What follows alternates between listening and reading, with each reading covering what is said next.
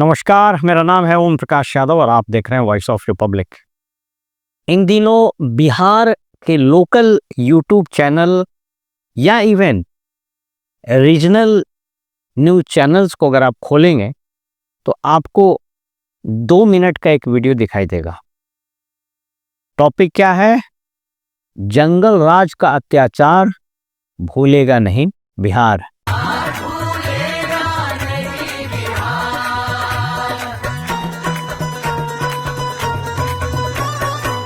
हमरे मुँह कानी वाला छीना जमके कैले भ्रष्टाचार। बताई लालू जी हमका काहे बनैले हमका शिकार, काहे बनैले हमका शिकार।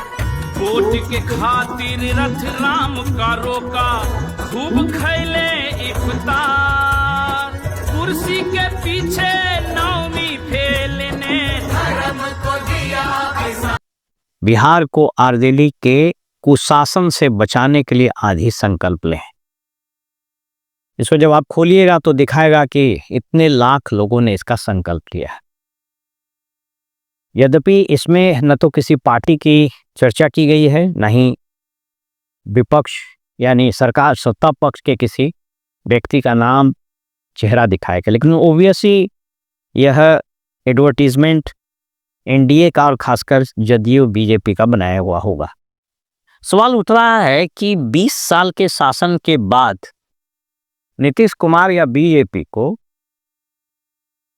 2005 तक लालू राबड़ी के शासन के कथित कुशासन को प्लैंक बनाकर इलेक्शन में जाने की क्या मजबूरी है, जबकि हाल के महीनों में, हाल के वर्षों में भी देखिएगा तो बिहार का पूरा गवर्नेंस, पूरी लॉ एंड ऑर्डर मशीनरी बेपटरी हो चुकी है।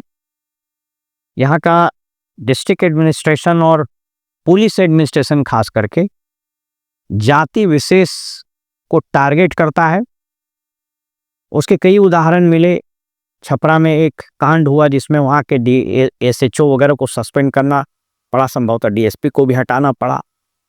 और पुलिस में कुछ खैरखाह लोग बैठे हुए हैं उच्च स्तर पर, जिनको लगता है कि यादव जाति को टारगेट अगर किया जाए तो उनके आका बड़े खुश होंगे। बहरहाल मैं आरजेडी के शासन को कोई जस्टिफाई नहीं कर रहा हूँ और नहीं इसके शासन को जस्टिफाई कर रहा हूँ। आज के अखबार की कुछ कटिंग्स को आप देख लीजिए, जो ये चीख चीख कर बता रहा है कि इनके नीतीश जी के शासन में अभी कानून व्यवस्था और अपराध नियंत्रण की क्या स्थिति है। मैं आंकड़ों की बात नहीं करता हूं, क्योंकि आंकड़े का इंटरप्रिटेशन अलग अलग तरीके से किया जा सकता है। एनसीआरबी में जो आंकड़े दिखाई देते हैं वो आंकड़े कोई आसमान से नहीं आते हैं और कोई फरिश्ते नहीं बनाते हैं। वो जो स्टेट से जाता है उसी को फेच किया जाता है। अब तो वो नेशनल ग्रिड बन गया है। बिहार में अपराध नियंत्रण और कानून व्यवस्था के संधारण की क्या स्थिति है, किसी से छिपी हुई नहीं। आए दिन पुलिसकर्मी, पुलिस अधिकारी पिटाते रहते हैं। इसकी खबरें सुन सुनकर अब तो ये कोई सनसनीखेज भी नहीं बनता है। प्रश्न ये उठ रहा है कि 20 साल के कथित सुशासन बाबू के राज के बाद 2025 के चुनाव में जाने के लिए इस विज्ञापन को बनाने की क्या आवश्यकता पड़ी, क्यों जरूरत पड़ी और क्यों लगता है एनडीए की वर्तमान सरकार, खास करके नीतीश कुमार और उनके रणनीतिकार को कि अब इसी का सहारा है। इसको जरा समझिए स्थिति को। जब से नीतीश कुमार जी की मानसिक स्थिति स्पष्ट रूप से खराब हुई है, और अब ये कोई कौतूहल का विषय या इन्वेस्टिगेशन का भी विषय नहीं है कि उनकी मानसिक स्थिति अच्छी नहीं है।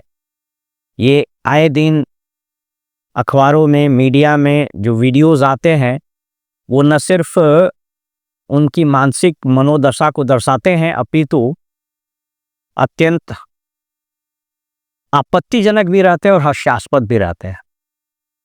मेरे स्रोत जो सरकार के शासन में बैठे हुए हैं, एक बहुत ही सीनियर अफसर ने मुझे बताया कि सभी विभागों के सचिवों अपर मुख्य सचिवों, जिलाधिकारियों आदि सबको यह निर्देश दिया गया है कि मुख्यमंत्री जी के कार्यक्रम में किसी भी महिला को नहीं लाया जाए। कारण साफ है कि जैसे कोई महिला आती है, अब ये कोई मेंटल प्रॉब्लम है, साइकोलॉजिकल प्रॉब्लम है, ये मैं नहीं कह सकता, लेकिन एक लेमैन की तरह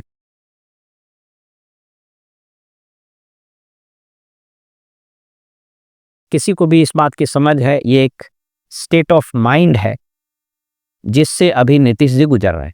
बहरहाल तो ये बताया गया है कि किसी भी महिला को इनके किसी कार्यक्रम में इनके आसपास नहीं फटकने दिया जाए, क्योंकि स्थिति बड़ी शर्मनाक हो जाती है, हास्यास्पद हो जाती है और वो मजाक का विषय बन जाता है। इसलिए आप देखेंगे कि इधर हाल के सप्ताह या हाल के महीनों में इनके जो सार्वजनिक अपीयरेंसेस हो रहे हैं, उसमें प्रयास ये किया जा रहा है कि ये कम बोलें, और जब भी ये बोलते होंगे आप देखिएगा कि इनका जो पोडियम है जहाँ से ये बोलते हैं, एक गार्डेड रहता है, पीछे में एक दो सुरक्षाकर्मी, एक दो और अधिकारी रहते हैं जो बार बार इनको इशारा करते हैं, बार बार बोलते हैं।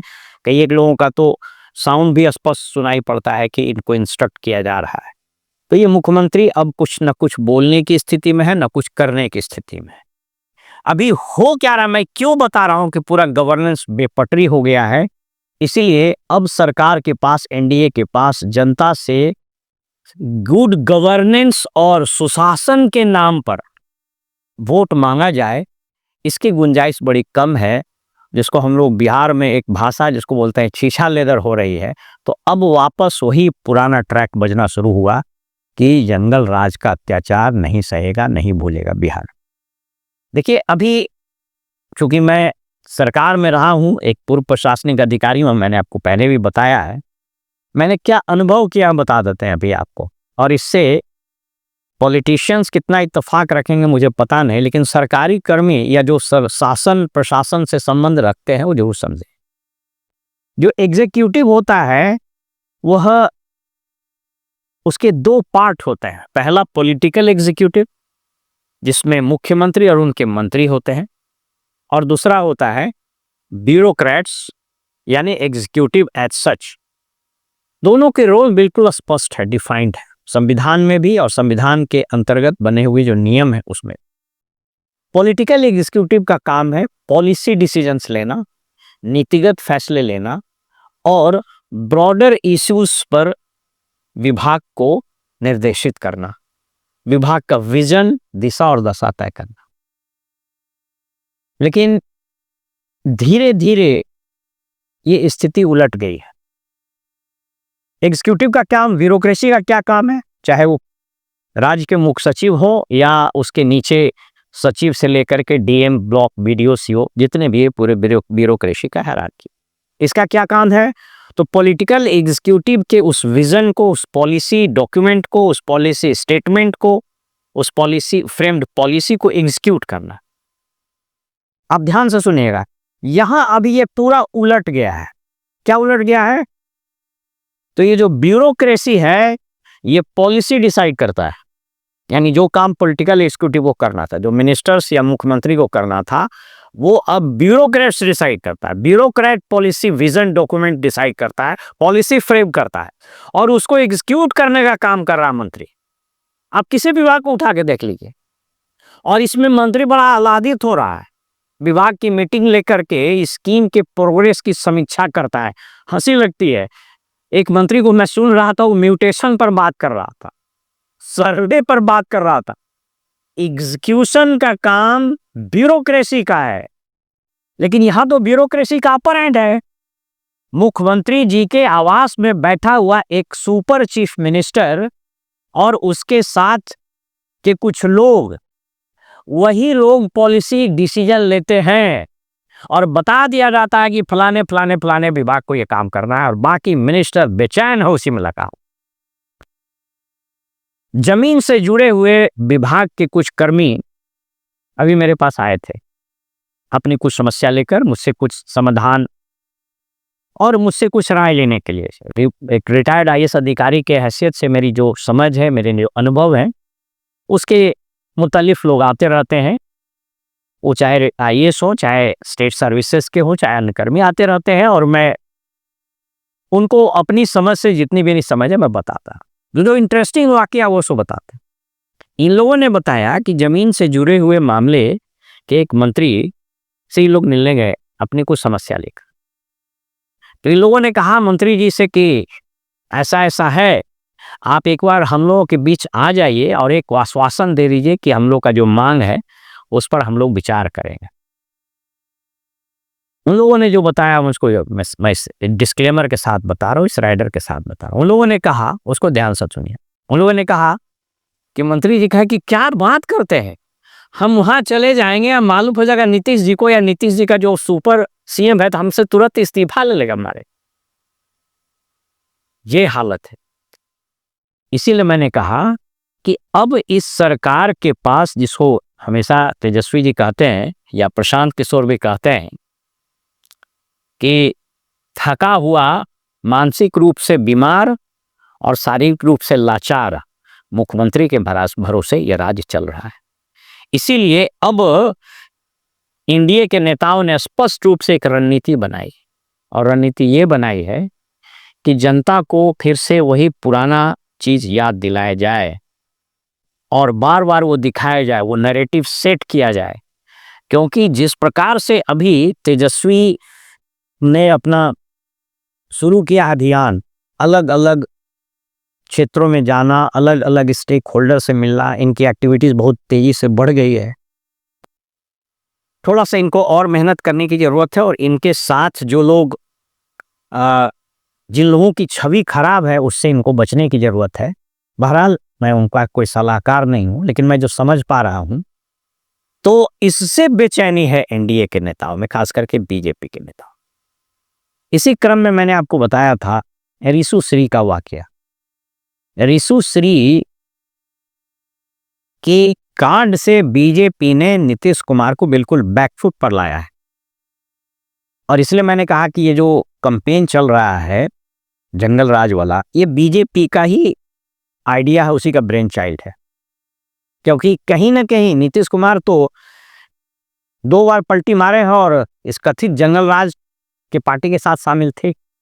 तो ऋषि श्री के मामले को उछाल कर अभी आप देख रहे हैं कितना सामने, मैंने कहा था आपको कि इस पर अभी एकदम स्थिति एकदम सामान्य रहेगा। ये FIR दर्ज करके बैठा हुआ है लोग और देख लीजिएगा बीजेपी हार्ड बार्गेनिंग करेगी कि आपको 60 सीट देंगे। अगर माने तो ठीक है, नहीं माने तो रिशु श्री के बहाने इनके जो 1 दर्जन IAS अधिकारी हैं जिन्होंने इस राज्य का बंटाधार किया है, जो लूट मचाई है, वो एक आदमी को पकड़ेगा और बिल्कुल होता है ना, स्वेटर का एक धागा खींचेगा पूरा स्वेटर खुल जाएगा। बस एक धागा खींचने की जरूरत है, वो धागा दिन से धीरे धीरे नीतीश कुमार के गले में पहुंच जाएगा।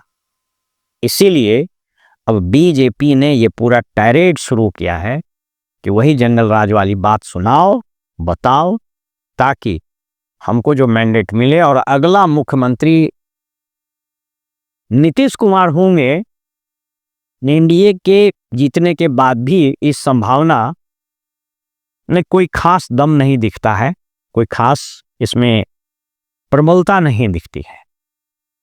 इसलिए मैं आज आपको इस निष्कर्ष के साथ छोड़े जा रहा हूं कि बीजेपी इस बार 2025 के कैंपेन का नैरेटिव्स और नारा दोनों वही गढ़ेगी और मुख्यमंत्री बेबस होकर देखते रहेंगे। और किसी ने कहा है ना कि आप जैसा रोपिएगा वैसा ही काटिएगा, तो इन्होंने जो 20 साल में बोया है इनको 2025 के चुनाव उसके बाद काटना पड़ेगा। फिलहाल हमें इजाजत दीजिए और आप देखते रहिए वॉइस ऑफ रिपब्लिक। नमस्कार।